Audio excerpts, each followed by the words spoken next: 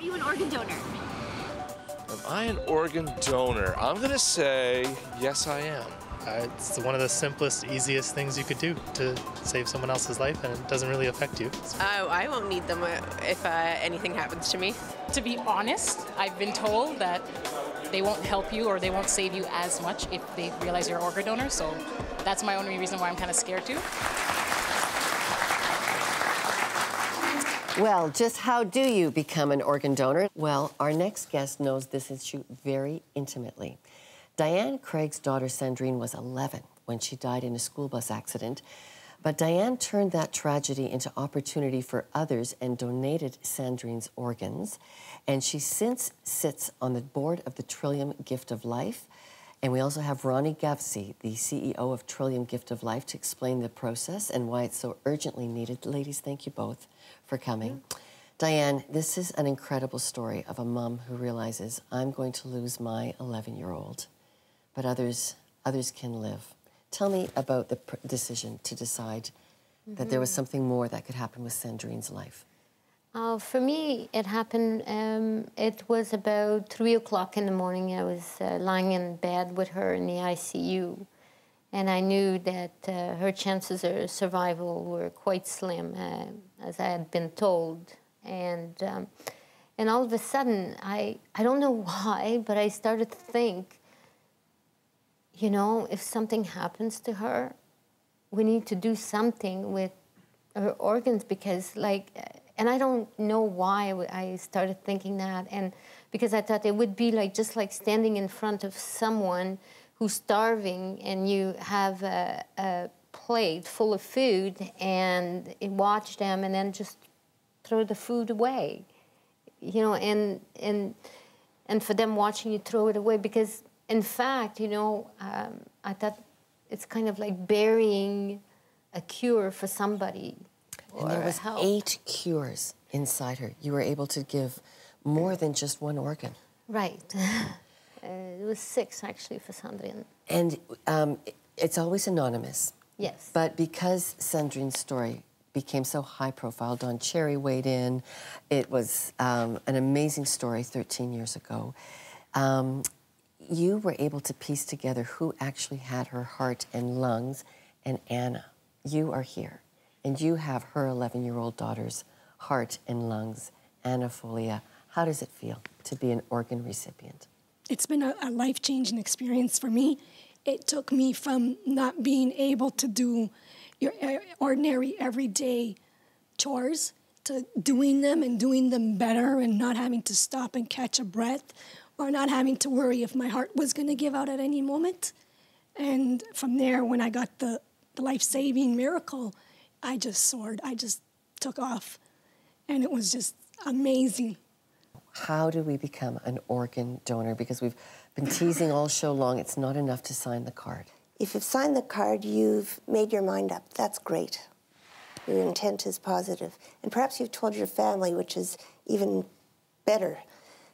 But you need to go online at BeADonor.ca and register so that you're in the database.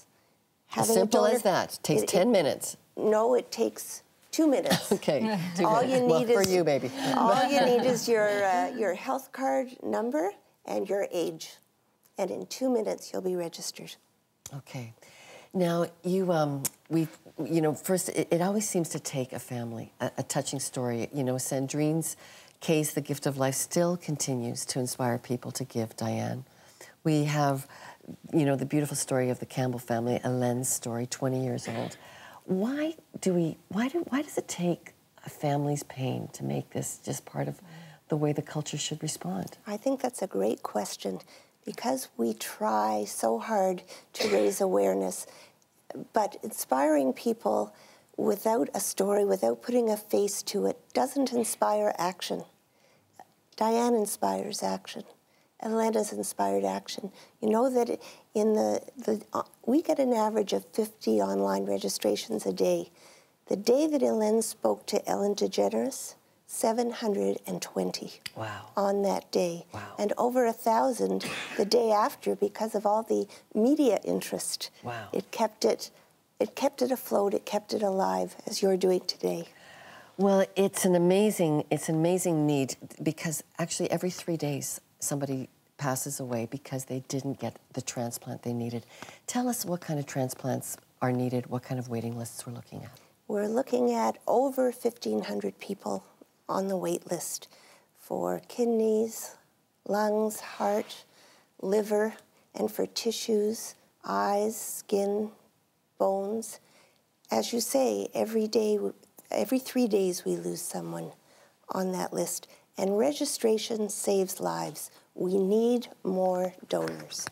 Okay, Ronnie, some people believe a doctor won't work as hard to save a patient's life if they know, there's actually a chance these organs could go elsewhere. That's absolutely incorrect. First of all, one doctor works to save a life, and there's another doctor who works on the transplant side. They're two separate physicians. There's no truth to that misconception that people will be treated differently because they've registered.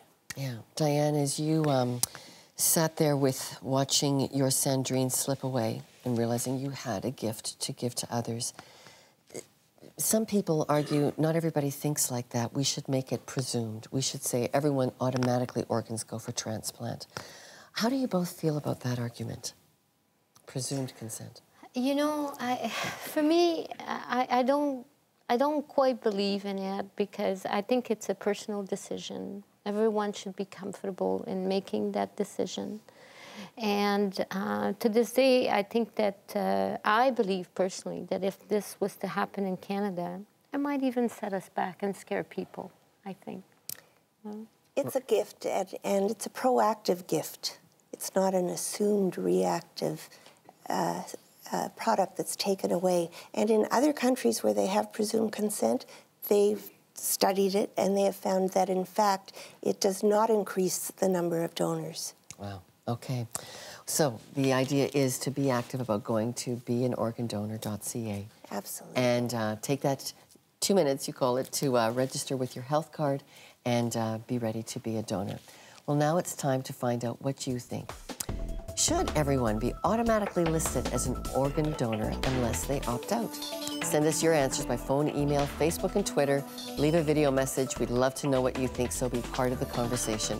Our studio audience is taking a live vote, and we'll have those results when I come back. Well, coming up, we'll put the two moms together, Diane Craig and Hélène's mother, Manon. Tell me how they are finding divine beauty in human pain. That's next.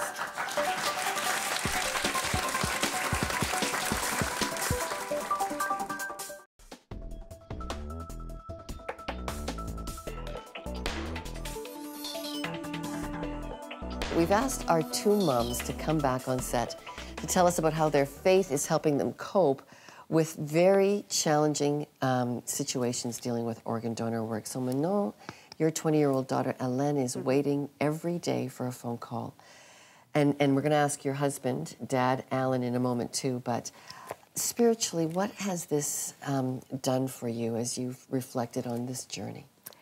The way that Hélène approached the whole issue of her waiting in actually raising awareness has confirmed the bigger call that it's not about us, it's about others, and she cares just as much about making sure that other people do have that second chance as she possibly could. So it's confirmed that love of giving of, to someone else as well. That's remarkable. Yeah. You can have that perspective. Alan, the dad here, you've watched your daughter do such a beautiful public job. Mm-hmm. Well, it confirms our attempts as parents to raise our kids with Christian values in a Christian home, that the ethic of care, the ethic of serving, the ethic of putting others first, it's made a difference. And people say, how are you doing? And I often will answer, I'm doing pretty well. My kids love each other, and they care for each other. And I think if they didn't, this would be a very different experience. So I'm very encouraged that all those seeds in a faith-based family are bearing fruit now. And Diane, it was your daughter and this crisis of encountering her need to give her organs away. She started a new faith journey for you. She did, yes, absolutely. I think that when I lost Sandrine, I realized that the big plan, I didn't have it. Someone else did. And that in the end, love wins. And I felt actually, and sometimes it's difficult for people to understand, but I actually felt privileged to have been touched by God this way. She had a remarkable love, and she wanted you to go to church and experience the joy she had been experiencing as a young 11-year-old in a junior youth group. And there's been a whole new journey that started for you. Isn't it remarkable then to see what our kids bring to us about faith in God? Absolutely. Moms, thank you very much. Alan, great for all of you. Now, check our website for how you can register to be an organ donor. Inspiring family stories today. Follow the links of the stories of hope you've heard here. You can hear more about Sandrine's gift of life on those links and lungstory.ca. And it's just a super opportunity to just remind ourselves, have I done that big job of just checking off that I want to make sure I can be part of helping another person have life when I'm finished with these organs. Well, I'm Lorna Duick. Thanks for watching. Join us next week as we explore life beyond the headlines. That was beautiful.